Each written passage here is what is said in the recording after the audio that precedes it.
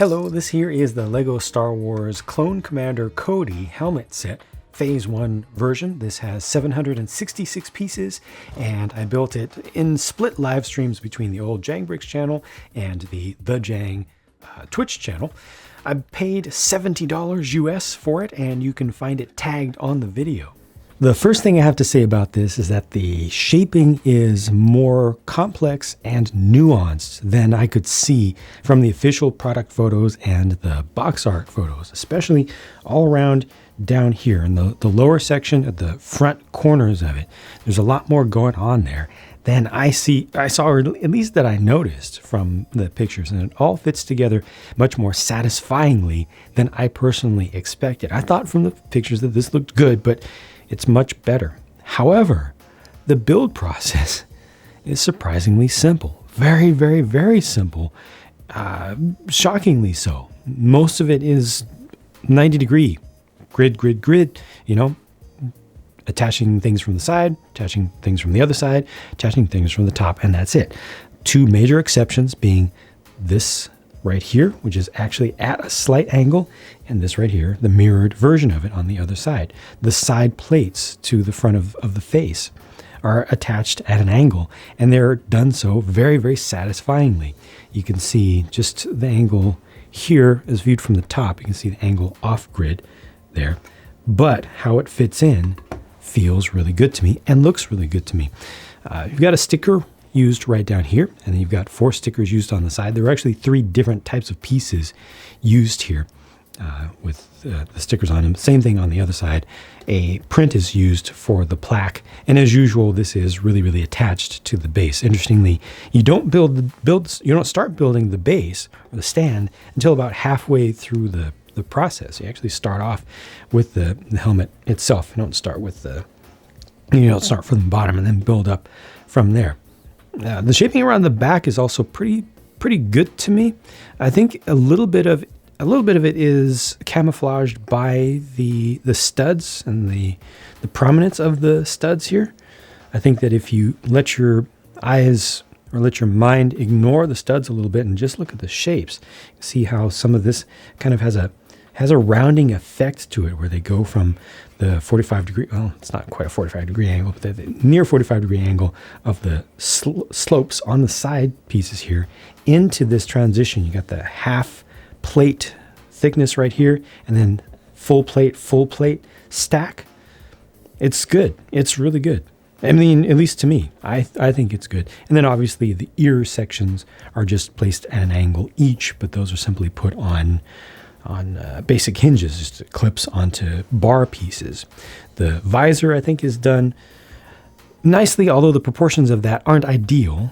They're not quite right, but I still feel like the overall impression of this, the overall proportions feel close enough that it doesn't bother me. Nothing here majorly bothers me about this proportion-wise. The things that I like least about this are just little bits of color that you see between some of these edges. There's is that tan behind there, and then gray behind here. I think it's dark gray behind it. It's just a little bit noticeable, but it's subtle. At least they're not really, really obvious colors. Nothing that really completely deviates from the color scheme. You can see it a little bit more prominently right in here. The darkness, if I try to tighten that up and minimize it a little bit, that's about as little as it gets. And that really requires some nitpicking, I think, because, I mean, we've got all these studs and everything. I think that's more than acceptable. Nothing major is showing through from any major angle, including looking up from the top. Something to watch out for. It's something that in the past designers have missed, where, you know, from some angles, some realistic viewing angles, or if you had this on a desk and somebody walks up to it, maybe you would see a different color down there. You don't. Also, if this was up on a higher shelf, you're not seeing a lot of stuff underneath.